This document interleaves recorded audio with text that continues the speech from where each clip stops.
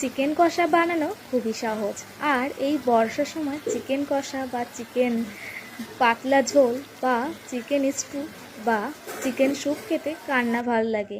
যেমন কথা তেমন কাজ। বাজারে ভাইকে দিয়ে পাঠিয়ে দিয়েছি চিকেন আর ময়দা কিনে আনার জন্য। প্রথমে বলেছি যে ভাই এখানে লুচি দিয়ে চিকেন কষা খাবি না রুটি দিয়ে। ভাই বলল না, আজকে রুটি দিয়েই খাবো। তো যেমন কথা তেমন কাজ, চিকেনটাকে নিয়ে রান্নাঘরে চলে এলাম এবং বাটির মধ্যে চিকেনটাকে নিয়ে নিচ্ছি। দেখতেই পাচ্ছ অনেক বড় বড় পিস করেছি, দেখতেও যেমন মজাদার হবে খেতেও কিন্তু অনেক বেশি। চলো এবার এর মধ্যে একে একে দিয়ে দিচ্ছি লবণ, দিয়ে দিচ্ছি হলুদ,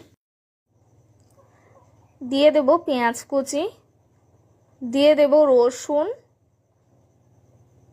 দিয়ে দিচ্ছি 1 চামচের পরিমাণ লাল লঙ্কার গুঁড়ো, দিয়ে দিচ্ছি টমেটো পেস্ট 2 চামচ, দিয়ে দেব জিরে বাটা, জিরে আর আদা বাটা, দিয়ে দিচ্ছি খুব অল্প পরিমাণ তেল দিয়ে এটাকে ভালোভাবে সব কিছু একসঙ্গে মিশিয়ে ম্যারিনেট করে নিচ্ছি।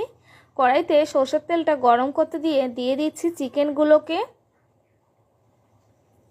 খুব সাবধানে দিতে হবে, নাহলে তেলটা কিন্তু হাতে চলে আসতে পারে। চলো চিকেনটা কিন্তু ভালোভাবে কিন্তু দিয়ে নাড়াচাড়া করতে হবে।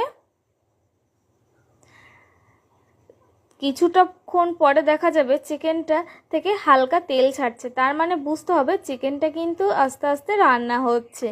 এইভাবে করে কিন্তু আমাদের একটু সময় ধরে কুক করতে হবে, কারণ যেহেতু এটা চিকেন কষা আর চিকেনগুলো বড় বড় আছে, সেক্ষেত্রে কিন্তু সময় বেশি ধরে না রান্না করলে চিকেনের ভিতরে কিন্তু কাঁচা থেকে যেতে পারে।